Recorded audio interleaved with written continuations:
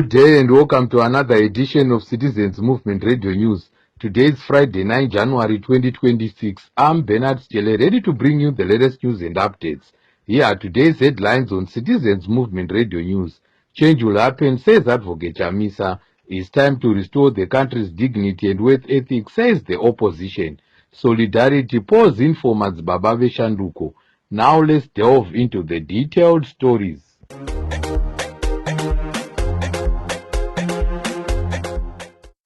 Opposition leader Advocate Nelson Chamisa has said change is going to happen in the country despite setbacks and betrayal in the 2018 and 2023 general elections. Posting on his social media platforms yesterday, Advocate Chamisa said the truth about electoral fraud in the past will be revealed, including characters who played a part in the fraud. Meanwhile, opposition official in Bulawayo, Eric Gono, said they have confidence that Advocate Chamisa will lead the country sooner rather than later. Let's hear more from Gono. All dictatorships will one day fall.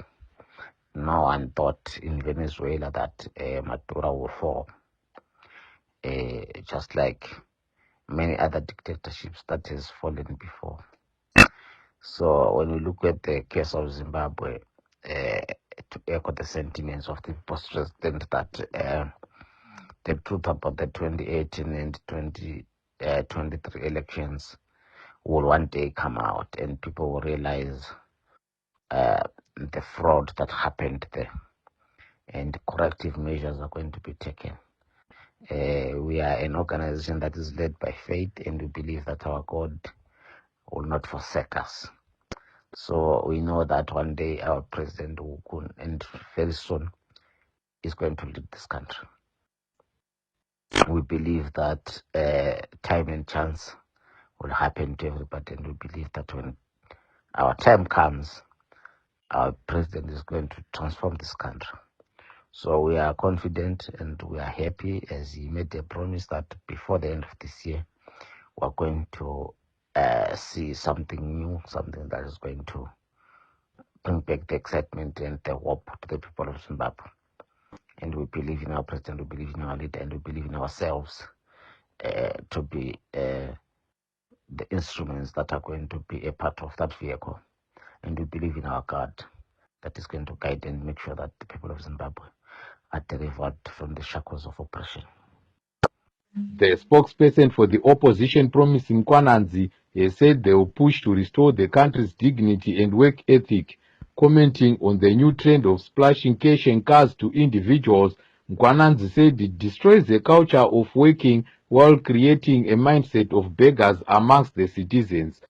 Jailed popular opposition activist Godfrey Karembera, better known as Madzibaba Shanduko, is receiving widespread solidarity from Zimbabweans from all walks of life. Yesterday, one of the officials in the opposition and former Pelanda Bachabalala legislator Gift Osalo Siziba paid Karembera a visit at Harare Man prison. Meanwhile, one of the officials in the opposition, Stephen Sarkozy Chuma, has blasted the continued detention of Madzibaba Shanduko, describing it as a travesty of justice. Let's hear Chuma explaining.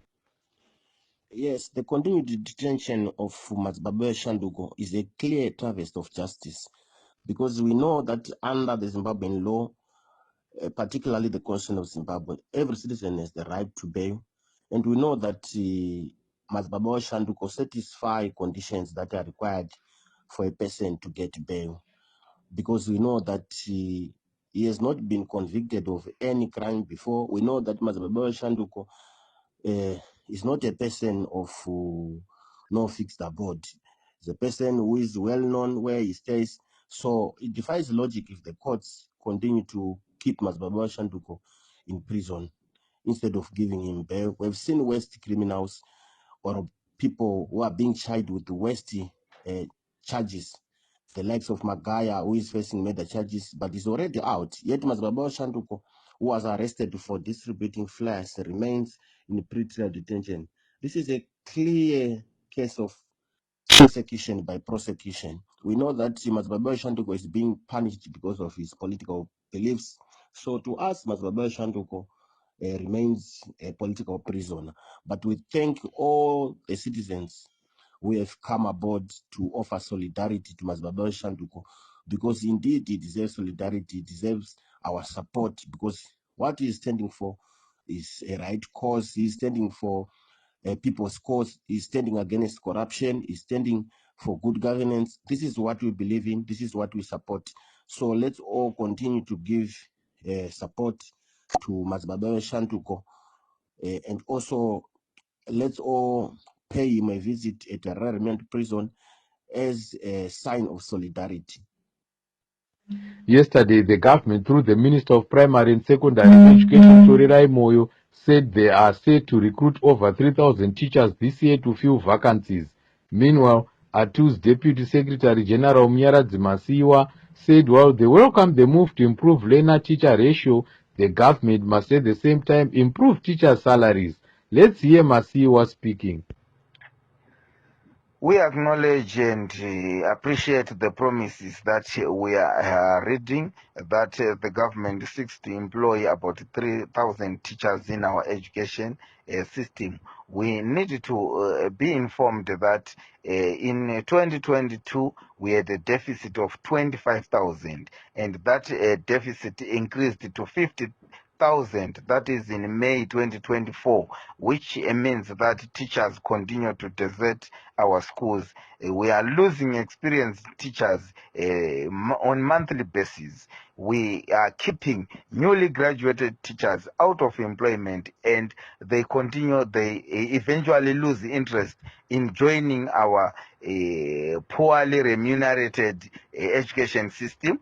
We have serious poor working conditions and dotted deployment imbalances that we continue to see. So a 3,000 teacher recruitment will only save 6% of what we need, which is a drop in the ocean. We encourage the government to quickly address the crisis in education, the crisis which include the low remuneration that I have alluded to, poor working conditions, and boosting morale in education. We see that there is another different crisis, a crisis of manufactured and artificial overstaffing that has been created in some of our schools, where learners are deserting these schools, learners are leaving public schools to go to private schools, citing various reasons. But amongst them, the major reason is that teachers are demoralized and there are no resources in these public schools. So the government should do more, should look more into this crisis, unlike just employing teachers without giving them enough salaries which motivate them to carry out their duties, without funding education. We see and we note that Minister of Education Torirai Moyo has promised to visit schools, to visit provinces as schools opening, monitoring schemes. This is a worrisome development. We expect the minister to visit schools, monitoring the welfare of teachers, monitoring the welfare of learners, monitoring the gaps in education that we continue to cry about. We do not have a crisis in scheming. We do not have any challenges in scheming. Teachers have been scheming from long ago, and they have been doing that without monitoring, without supervision from the highest office in the land. We expect the Minister of Education to be better informed, to be aware that what needs to be assessed in our schools is not schemes, are not plans, daily plans, because teachers are aware of that and they are professionals. They've been doing that. You can't move around asking teachers to scheme, yet they have been scheming, and progress is on paper. It can be availed to anyone. We need the minister to go around the schools, monitoring this gap, monitoring the causes of overstaffing in some of our schools, monitoring the causes of teachers leaving the profession, monitoring the causes of why teachers are demoralized to this extent. Econet founder Dr. Strive Masiwa has been lauded for joining philanthropic work after announcing that all the money made by Econet on 31 December will go towards charity.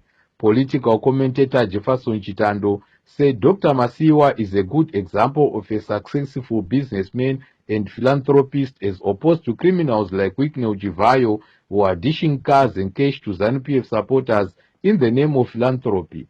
Chitando said. In Bible, it says there's so much happiness in receiving than in giving. Dr. Strive Masiwa, a successful businessman, whom we know all how he is getting his wealth, gives all the proceeds of 31 December to the poor, to schools, to hospitals. He is not there to seek personal glory. He is not there to promote a political party. He is not there doing it to show off, but is doing it right from his heart. This is a typical example of a person who is giving. This is totally the opposite to Wicknell Chivayo, who want public to know that he has done or he has donated a car, he has donated money, and he doesn't donate money to the poor. He gives to those who are rich. He does not give to the hospitals. He seeks personal glory. He seeks to promote a political party, ZANU-PF. So this is totally the opposite with Dr. Strive Masiwa, whom we all know that his business is Econet. But we do not know the business of Wicknell Chivayo, except that he gets his tenders from the government, which are not through the tender board. So this is pure looting. He is giving the money which he has looted, the wealth which he has looted, to his friends, not to the poor. Prominent civil society leader and human rights activist Namatai Kwekweza has added a voice condemning the newly passed digital services tax. Posting on her social media platforms yesterday, Kwekweza said the new digital tax is a blow to ordinary people. She said the tax does not punish big technology companies but punish students, content creators, small businesses, and anyone trying to stay connected locally. Kwekweza said the tax will likely increase the cost of data, inhibiting access to global markets and information. One of the officials in the opposition, Sam Gondongwe, has condemned the ZANU-PF government following reports that at least 3 Zimbabweans were killed in the Russian-Ukrainian war. Gondongwe said the government owes the country an explanation as to why Zimbabwe nationals end up joining the Russian war. He accused the ruling party of sacrificing Zimbabwean citizens in exchange of personal gains for the ruling elite. Police in Bulawayo arrested 14 juveniles aged between 11 and 17 for a spate of house breakings and the theft in that city. Commenting on this development, a senior official in the opposition, Senator Jemason Timba, said the arrests show government's failure in providing social services and a collapsed education system where parents are unable to send their children to school due to poverty. Protests in Iran have now entered the 12th day. Protesters say the country's economy is dead and also called for the return of exiled Prince Reza Pahlavi to lead the country. In an effort to stop the protests, the Iranian regime has shut down the internet to stop protesters from mobilizing and organizing themselves. Meanwhile, US President has again said he will strike Iran with force if any protesters are killed. Let's take a look at our sports news. Harare Giants Dynamos have reappointed former coach Genesis Kaka Mangombe as their new coach. Mangombe returns to Dynamos following a successful stint at Triangle, where he led the team out of relegation into Chibuku Super Cup final last year. Mangombe won the 2023 Chibuku Super Cup with Dynamos. AFCON quarterfinals knock-off this weekend. Today, with Mali taking on former champion Senegal at 6 p.m. local time. Later in the evening at 9 p.m., host Morocco take on Cameroon.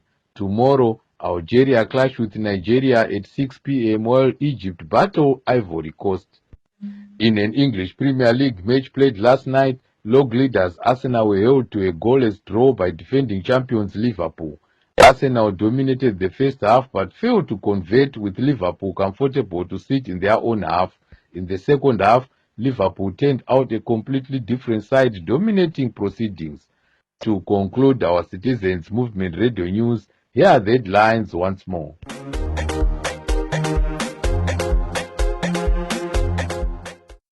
Change will happen, says Advocate Chamisa. It's time to restore the country's dignity and work ethic, says the opposition.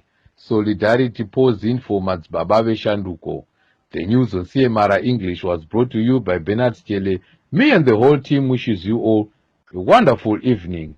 Hope you all have a good weekend.